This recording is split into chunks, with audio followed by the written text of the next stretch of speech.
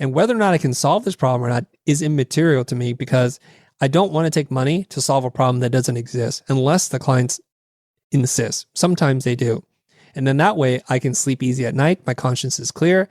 And I also know they have a real problem. Maybe I can connect them with someone who can solve that problem, even though it's not me. Hello, fabulous person. Beate Gillette here, the Growth Architect. Welcome back to the Business Growth Architect Show, where we bring you cutting-edge business strategies from some of the world's most successful entrepreneurs, business transformation experts, and visionaries who want to help you to scale your impact. Look for one tangible strategy that you can take back and implement right away. And now back to our guest. Hello and welcome back to the Business Growth Architect Show. This is your host, Beate Gillette, and you are in for a treat, not just a little treat, a big treat, a double treat, like ice cream and whipped cream and the cherry and the chocolate syrup and the sprinkles and everything on it, because today we are talking to really one of my favorite people, Chris Do. Chris, tell the audience who you are, what you do, and what do they need to know about you. Okay. Hi, everybody. My name is Chris. I'm a loud introvert. And in my former life, I was a graphic designer and I made commercials and music videos for a living. I made them for really big brands and world famous advertising agencies. And in 2014, I started making videos on YouTube. The decision to do so changed the course of my life. Now I have this really big mission, which is to teach a billion people how to make a living doing what they love. I love that. So we have a history because Chris and I met multiple years ago at a conference when you were doing a commercial or some filming for a large company. And I've been on your podcast, which I loved, with the worst audio ever, which I still sweat bullets over.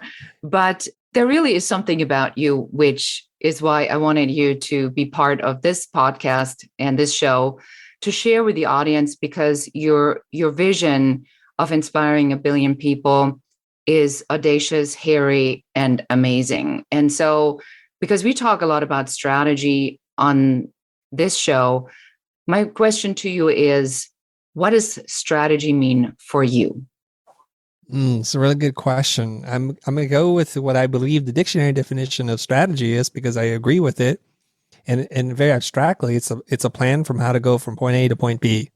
That's a strategy. It's the term I think that's used a lot in the military, but now we're seeing it used in marketing and advertising and business. We know where we are, we know where we'd like to go, and we need a plan. Otherwise, it's a hope and a prayer.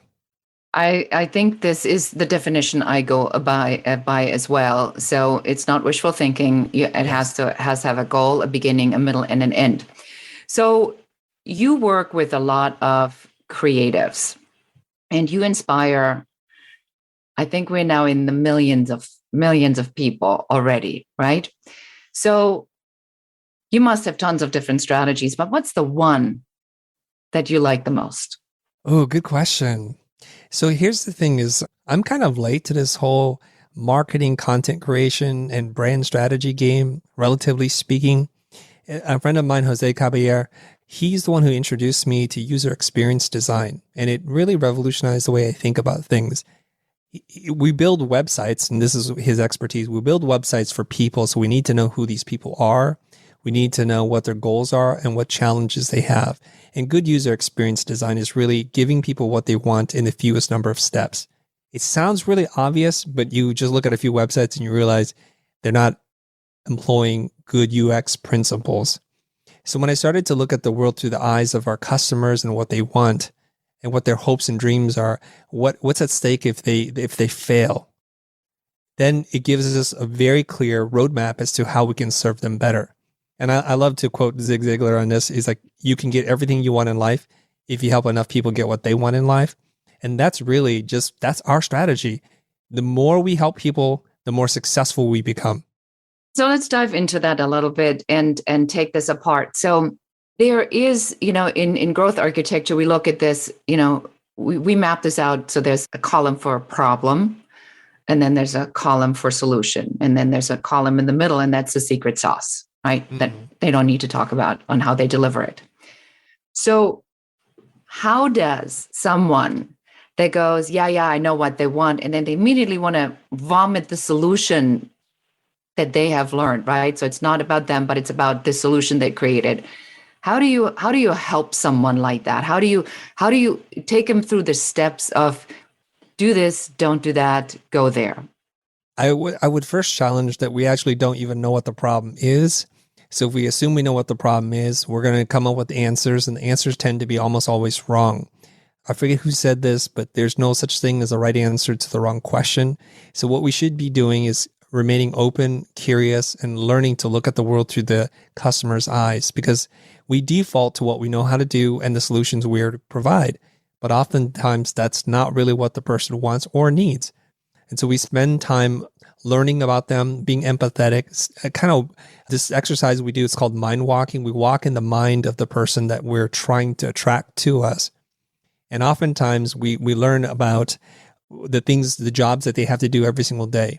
And we're not talking about just your work-related jobs, but your personal and your interpersonal jobs that you have. And so that could be managing the household or taking care of kids or teaching someone something. There's a lot of jobs we have to do each and every single day.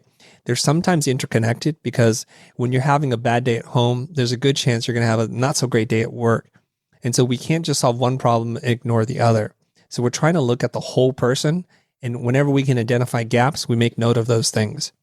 Once we understand what the gaps are, the gaps between where they are and where they want to be, we then put on our thinking hat and say, okay, of all the things that they could use to solve this problem, what is the most effective solution?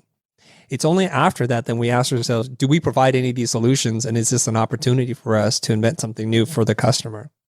I like that. So to rephrase this and making sure that I understand this correct, is the idea is not just to look at the bullet point list, the classic bullet point internet marketing list. If you have a problem with X, or if you have a problem with X, or if you have a problem with X, then buy this because it's going to solve A, B, and C. So you say, number one, let's not assume. So how do we not assume? Do you ask? Do you survey? Do you send another one of those dreaded surveys? How do you find out? It's a very good question. Hopefully we get people who in our organization who've got firsthand experience, like they're on the front line of working with customers, because oftentimes there's a misalignment between what executives think the customers think and what the people on the floor actually know. And there's a big gap there. So hopefully you can bring in a facilitator who's neutral, who can conduct these kinds of conversations with your organization, so you can use the intelligence of the entire organization to come up with a composite of who they think the customers are, who they like to have more of, and what they think their challenges are. You can then later on couple this with research, and you can pay people to kind of answer questions or to study them or to interview them just to find out. You can also do a lot of intelligent social listening, and you can say, okay, let's see if our brand holds up to be true to what we say. And we can just lean in on social media, on Twitter, wherever people go to complain about things. And it could be, I think it's called Glassdoor, where people can complain about corporations from the inside anonymously. We can look on Yelp. There's a lot of places where we can look at data and try to get the sentiment of how people actually feel about our company. From there, I think we have a healthier perspective. And yes, you can spend a lot of time and money doing this very exhaustive research, but at some point, you got to try some ideas out and you can test. And so instead of saying we're going to come up with one solution, set it and forget it, as Ron Popeil would say, what we want to do is make mini tests. Like we want to prototype our ideas. That way we can get analytics and we can get data back from our audience to see, like, are we making improvement? Is this getting worse or is this getting better? And we do this in a continuous loop. Interesting. And then at that point comes the data in at some point, right? So right. So tell me about that. So now we've done all kinds of creative and paid things to get to the data. A lot of times the data, from what I've seen, Chris, is that the data is, because the way you ask the question right, already has a tint on it, right? It does.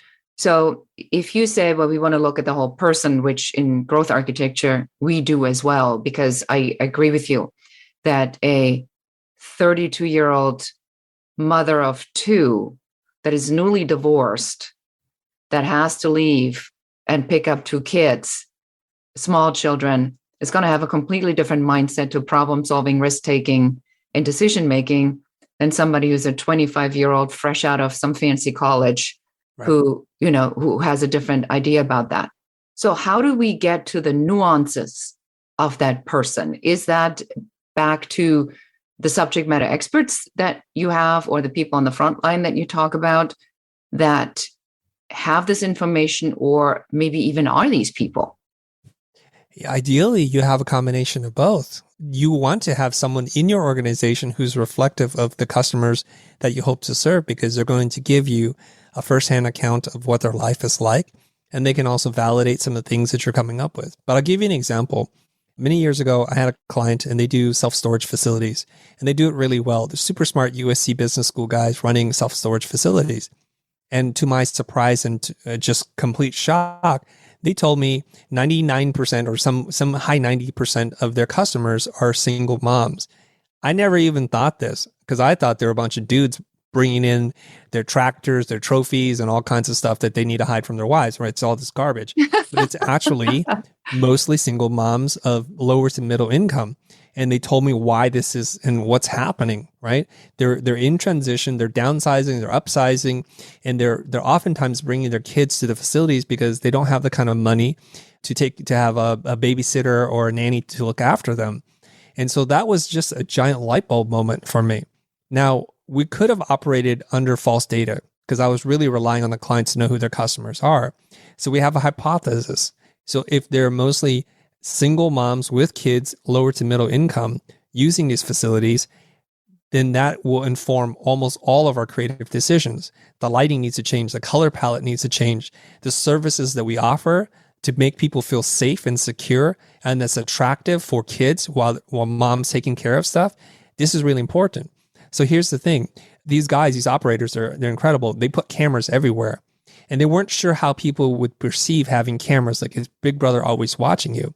But with this understanding that it's going to be women and their children, I need to know when I'm walking down that corner that some creepo is not going to harass or attack me. And so what we wound up doing is creating a bunch of graphics saying, smile, you're on camera. And we would say all kinds of things like lights, camera, and action or whatever, just to make light of it that there are cameras everywhere and not have this big brother oppressive feel, but more like, hey, everybody be on your best behavior. There are kids and moms running around here.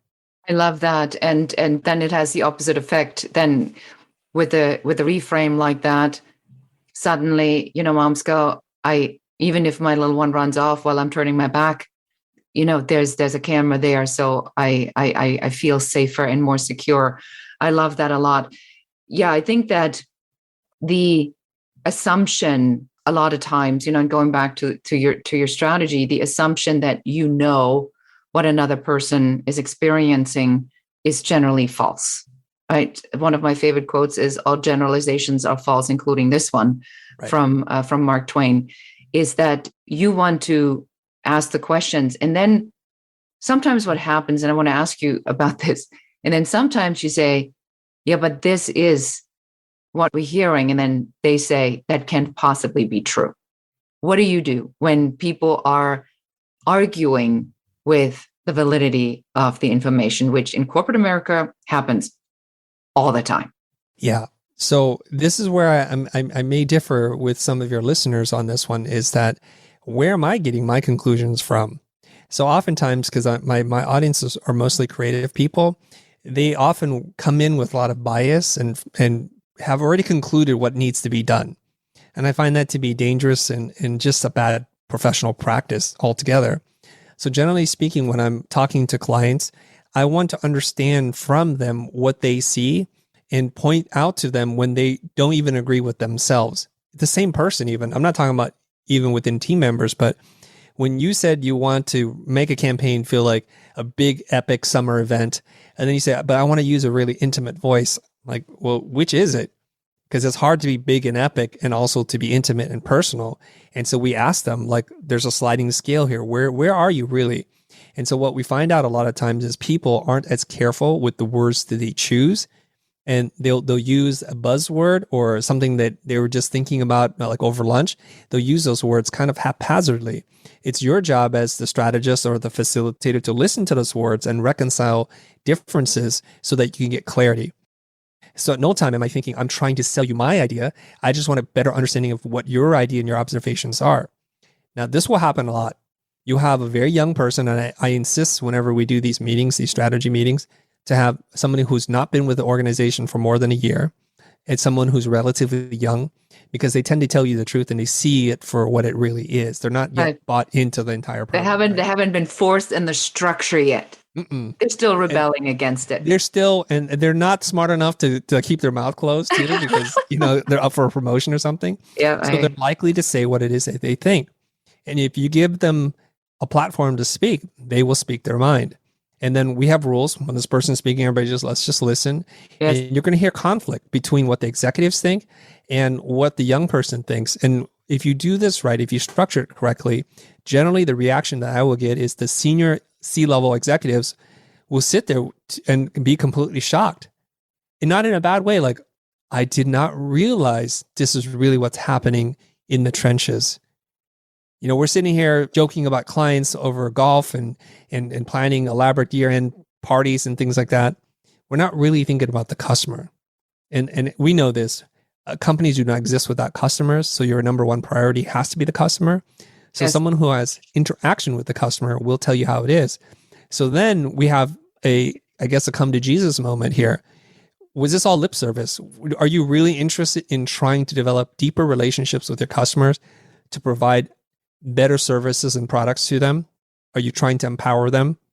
And if you are, we have a real problem here. Do you want to resolve it or do you not want to resolve it? Almost always, I leave it up to the client to decide. Yes. And this, I think, goes back into what we just talked about, is that there is, generally speaking, just such a disconnect in extrapolating my experience onto someone else. That's right. And saying, if I experience that, then this is an experience everyone else needs to have. This is one of the reasons why I became a Myers-Briggs practitioner, because I needed to learn on how to understand how my personality type can help other personality types to achieve certain results. And then only to find out that, the way my personality type comes across needed a little bit of work. So that's just part of it. All right. So now we got that down. We crawled into the head. We mastered, putting ourselves in the shoes of them. And so now, how do you, in this strategy, how do you now create the solutions that they need to solve these problems? Wonderful. So we now have clarity and buy-in and alignment with what the problem is. That's sometimes the hardest thing to do. Now we understand the problem. We talk about potentially if money and resources were not an issue, what would the solution look like? And we have a discussion about it. And then this is where we empower every single person in the room to spitball and come up with some really rough ideas. Okay, so we need a new video. We need a new website. We got to fix our email marketing campaign. Actually, we need a whole new service or product. Okay, we lay those out, and then we simply map them against the Eisenhower graph, the impact and effort. So what we want to do is we want to start with the thing that has the greatest impact while requiring the least effort, and we work our way up the difficulty chain. We get rid of things that are low impact and high effort, because that doesn't make any sense. And things that are high impact, high effort, we plan for, but we start with high impact, low effort. Because if the problem's solved right then and we get really lucky, we don't have to investigate option 2 or 3 or 4. But the point I want to make here is we're doing this live and we're facilitating this with the team. And so they're all getting to make the decision together. And the reason why we do this is because later on, we don't have to come back and sell them an idea. It was their idea that they voted on, and we have a discussion about it. Now, sometimes the clients make poor decisions. They say, well, that is really hard. It's a worthwhile pursuit, but that's really hard. And if you have enough broad-based knowledge, you can say, actually, I know how it might look hard, but I think we can have you partner up with vendors who can do this for a modest amount of money. All of a sudden, something that was perceived very difficult for them becomes much easier, and then it gets prioritized differently. Conversely, if they think something's really easy, you might have to say the opposite, which is, actually, in my experience, that's going to take 6 months and over $500,000 to do. We might want to weigh that a little differently. Almost, it sounds like the process that you're using is very similar to like a classic strategic planning process on on really throwing it in, weeding it out, and page by page or step by step, leading them down that path to making those decisions. So I love that. So let's move on to our next question. I always wonder, and I'm already sure I kind of sort of know the answer to that. What matters to you personally? Is it because you're in business to make money, but you are here to impact 1 billion people? So how do you, maybe I'll ask you this question this way. So how do you value the making money and the making the impact? Is it the same? Is it different? How do you get that straight in your head? Because so many creatives actually struggle with the whole concept of getting compensated for their stuff that they love. That's very true, Beate. So my answer is probably atypical. I think my focus is making impact. Making money is a byproduct of how much impact I make. And there are very smart people who talk about value-based pricing, and they'll say something to the effect that you're compensated based on how much value you create for the client. So the more value you create for your client, the more you'll be compensated. And versus saying, I want to be paid more, and then you don't understand what the goal is. So whenever I talk to clients, I try and find a big problem that's important to them to solve, that has some urgency behind it. It's not always a problem they come to me with. It's a problem that through conversation we find out together. Example, they come to me and say, you know what, we need a new logo. I'm like, great, love to make you a new logo. But what is the logo going to do for your business? What kind of impact will it have? And oftentimes they'll stammer through, it's like, we don't know, we just feel like we need it. Well, let's put that on pause for a second. Tell me about another problem that keeps you up at night right now. Like, what is just, what you grit your teeth and like, why haven't we been able to solve this problem? And then they're like, well, Chris, let me tell you, our customer turnover rate is way too high. It's well above industry standard, and we're spending so much money finding new customers while we're losing old customers. I'm like, well, wonderful. Okay, tell me more about that. So now we have a clue from the client as to what really matters to them, and it has nothing to do with the logo. And whether or not I can solve this problem or not is immaterial to me, because I don't want to take money to solve a problem that doesn't exist unless the clients insist. Sometimes they do. And then that way I can sleep easy at night. My conscience is clear. And I also know they have a real problem. Maybe I can connect them with someone who can solve that problem, even though it's not me. And I'm going to share something with the audience that I learned from you that I use all the time, that I want them to hear from you.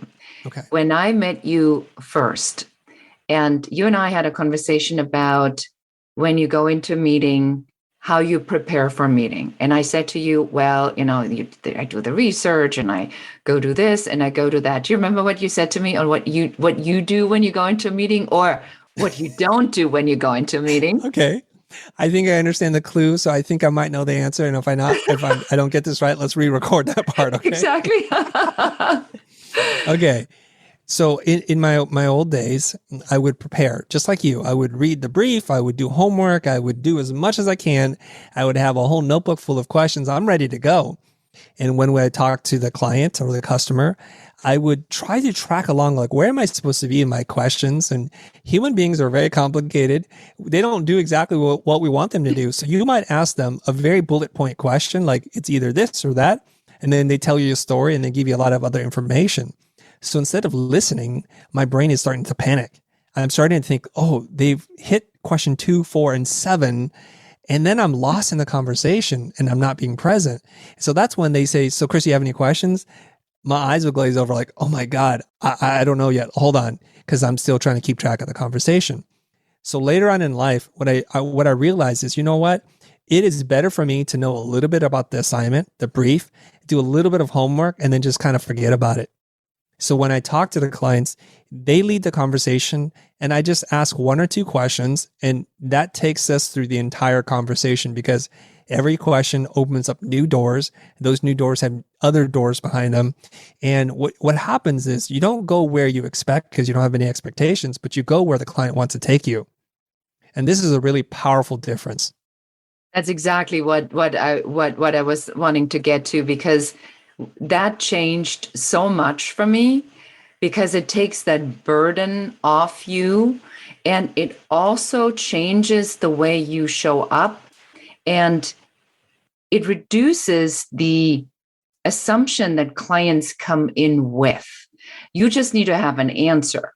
So when I say I'm going to do something that I learned from my friend Chris Do, is that I do just enough so that I don't look like an absolute moron. Right. But I don't come in with having read every single thing, because that way I am fresh. And you said to me, I think these were your exact words. You said that you wanted to have the same experience that a customer would have the first time they had with that particular brand. And to me, that was such a game-changing moment. And I've used that ever since. And I've told thousands of people about this. And no, because it releases the pressure of the feeling unprepared. And I think a lot of it is our educational system that is designed to catch people unprepared. And then we take that into our business, and it just erodes the creativity, because we expect other people to regurgitate information that already exists. And then we get just the same amount of information and the same stuff that already exists again and again and again. And then everybody wonders why there's no innovation and creativity. So I think I can take this all the way. So this is fascinating. So now, where can we find you, and how can people learn about where you are, what you do? How can they get their fear of the future, their share of the future? Before I answer that question, can I just add a little bit to what you just said? Please go I've ahead. learned a lot since our last conversation. Go ahead, tell me more. Okay. So as an instructor, I'm always trying to be a better teacher, and I work with Dr. Holtzman at Art Center, who's a faculty advisor. So he's trying to teach the teachers how to teach better. And so he says that a lot of times what we do is we're in this prescriptive mode. Someone shows us a problem, we jump on the answer. And I think, at least here in America, we're socialized to put value on people who have answers. So naturally, when we enter into the business world, we always think we have to have all the answers. And so we come super duper over prepared. And what we're not doing is we're not listening. And what we're not doing is we're not asking questions with the intention to learn. We're just asking fake questions so that we can get the opportunity to tell people what our answers are. And that's why a lot of times when you sit in a room and you talk to someone and then they say something and you think to yourself, were you even listening to anything I was saying? You're coming at this like, where'd that even come from? This total non sequitur that you're introducing. So what I've learned is what I want to do is I just want to be better at asking really good questions, because that gets everyone to start thinking about like, what is it that we really want? And why is it that we want this? And will this solve the problem? And in doing so, what happens is you give the client an opportunity to be seen, to be heard, and to think through the problem and get clarity. And that is very valuable. It doesn't seem like it on the surface, but if you just help them to understand the problem better and what the potential solutions are, you will be seen as a more valuable person in the eyes of your client. So I just wanted to add that. Yes. And so there's two pieces to this. So number one, the first part you said is that I call this the jukebox. When they hear F2, they run the record, right? So when they hear the keyword, they don't even listen anymore. They just say what they have prepared because they prepared for it. So now this is the moment that they can unleash that piece of information. And number two, I believe that in this, if we lose the fear of not having all the solutions, and as I go, and I've done a strategic plan for Amazon, and I'm doing now a strategic plan for a huge global $14 billion consumer brand. And as I'm going into this and I'm doing my prep, looking through the transcripts and pulling the things out so I can pre-populate the strategic plan, I'm realizing how much I don't know and how much I think they don't even know, because without the vision of what we are trying to do, there's a whole other element that's happening that we haven't even talked about. So I like that a lot, that there has to be a part where you detach yourself from the fear of being exposed, of not having the answer, but allowing the discovery that the answer can't exist because the problem hasn't been clearly defined. Am I rephrasing this correctly? Yes, you are. And you just sparked another thing. And I hope I get this quote right, something where I think it's a scientist who said, a problem properly phrased as a question is like 90% of the solution or something like that. So when you understand what questions to ask, you're essentially solving a good portion of the problem. So my task, generally speaking, in a strategic conversation is, what problem are we trying to solve? Because I just want to know. And when you can ask the right question, the answer almost materializes before your eyes. Yeah, my mindset trainer, David Nagel, always says, and if you would know the answer, what would it be? And so he tricks your brain into, Right. I don't know, to, well, if you would guess it, what would it be? And then people say stuff and suddenly they do know. It's like, how is it even, how is that even possible? Right. Excellent. So anything else you want to add? Any other piece of wisdom you're willing to part with before we tell everybody how they can find you? I think you and I could probably talk for hours. I do want to take one moment to thank you, because you shared an idea with me, and I'm going to just do my movie reference here. In Inception, Leonardo DiCaprio asks, "What's the most dangerous thing in the world?" I'm like, "Yes, tell me what it is, Leo, because I don't know." And he says, "An idea." Because once an idea takes root in your mind, it grows and it changes who you are. And Beata, you shared an idea with me, which is, I want to do something where someone in the world will write me a thank you note, like an act of generosity that's reciprocated with a simple thank you. I didn't have the answer at that time, but I've been working at it. And I think now I found my way, and I credit you for this. I share this story often. If you've told that story a couple of times, I've told this story many, many times and amplified through my platform. So I think this is the gift of teachers and educators and people who are authors and experts, is that we cast a stone into the lake, it creates a ripple, and the ripple travels across the lake onto the other side, and someone else feels that vibration. And that's the beauty of teaching, is that these ripples go in infinite ways, because you have impacted me, and I hope I have impacted others, and they'll continue. And so that little stone that you throw, it can hit people generations from now, hundreds or thousands of years into the future. And I just love that part of it. So thank you very much.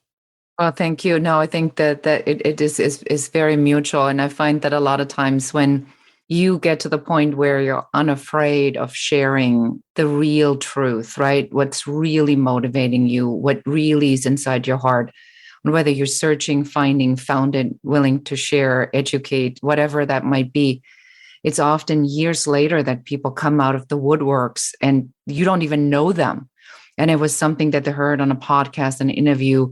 They were sitting in the audience and they come and they tell you changed their life and you don't even know them.